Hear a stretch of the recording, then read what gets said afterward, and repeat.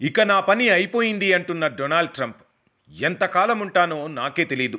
సుంకాల డబ్బును తిరిగి ఇవ్వండి అంటూ ట్రంప్కు స్వదేశంలో పెరుగుతున్న డిమాండ్. సామాన్య వినియోగదారులకు ఈ రీఫండ్ దక్కుతుందా? సంక్లిష్టంగా మారనున్న రీఫండ్ ప్రక్రియ.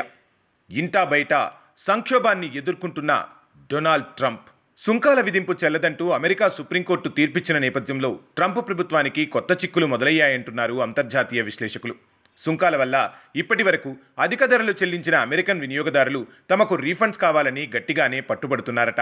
ఈ జాబితాలో ట్రంప్ రాజకీయ ప్రత్యర్థులతో పాటు కార్పొరేట్ కంపెనీలు కూడా ముందు వరుసలో నిలిచాయట. అయితే ఈ ప్రక్రియ అంత సులభం కాదని అక్కడి నిపుణులు చెబుతున్నారు.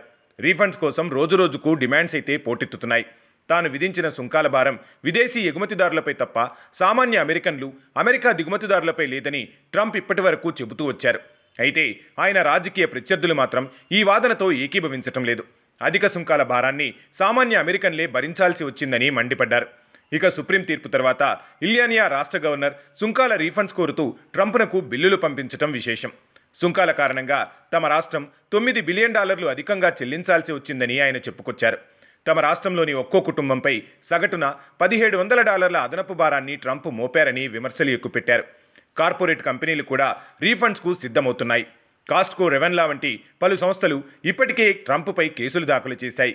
ట్రంప్ ప్రభుత్వం సుంకాల పేరిట $133 బిలియన్ల నుంచి $175 బిలియన్ మేర వసూలు చేసిందని అమెరికా వర్గాలు చెబుతున్నాయి.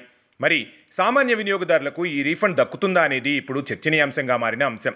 సుంకాల డబ్బులో ఎంతో కొంత తిరిగిస్తామని ట్రంప్ వర్గం ఇప్పటికే పలుమార్లు చెబుతూ వస్తుంది. ఇది అంత ఆషామాషి వ్యవహారం కాదని మాత్రం అక్కడి ఆర్థిక నిపుణులు చెబుతున్నారు. సామాన్య ప్రజలకు నేరుగా రీఫండ్స్ అందే అవకాశాలు తక్కువే అని ట్రెజరీ సెక్రటరీ స్కాట్ అధికారులు తెలిపారు. రీఫండ్స్లో అధిక భాగం దిగుమతిదారులు, అమెరికన్ కంపెనీలకే వెళుతుందని చెబుతున్నారు. విదేశీ ఉత్పత్తుల దిగుమతి సమయంలో వీరే కస్టమ్స్ శాఖకు నేరుగా సుంకాల రూపంలో అధిక ధరలను చెల్లించా ఉంటారని చెబుతున్నారు. ఇక రీఫండ్ ప్రక్రియ మాత్రం సంక్లిష్టంగా మారుతున్న దాఖలాలే కనిపిస్తున్నాయి. రీఫండ్స్ ప్రక్రియ కూడా సంక్లిష్టంగా ఉంటుందని ఇప్పటికే అక్కడి అధికారులు, న్యాయ నిపుణులు చెబుతున్నారు. ఈ విషయంలో కోర్టు కేసులు కొలిక్కి రావటం అంత సులభమేమీ కాదు. 4 ఏళ్లకు పైగా సమయం పడుతుందని అధ్యక్షుడు ట్రంపే స్వయంగా చెబుతున్న పరిస్థితి. వేల కొద్దీ దిగుమతిదారుల రీఫండ్స్ అభ్యర్థనలు పరిశీలించడం కస్టమ్స్ శాఖకు పెద్ద తలనొప్పి అంటున్నారు. అంతర్జాతీయ స్థాయిలో కూడా ట్రంప్ సర్కార్ పలు కేసులు ఎదుర్కోవాల్సి వస్తుందని వాణిజ్య నిపుణులు చెబుతున్నారు.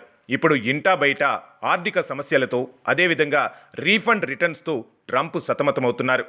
మరి ఎన్ని రోజులు ట్రంప్ ఆ పదవిలో ఉంటారు? ట్రంప్ పదవికి ఇక ముప్పు తప్పదా అన్న విశ్లేషణలైతే బలంగానే వినిపిస్తున్నాయి.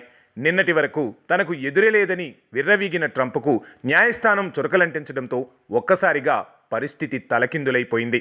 చూడాలి మరి ట్రంప్ ఏం చేయబోతున్నారో.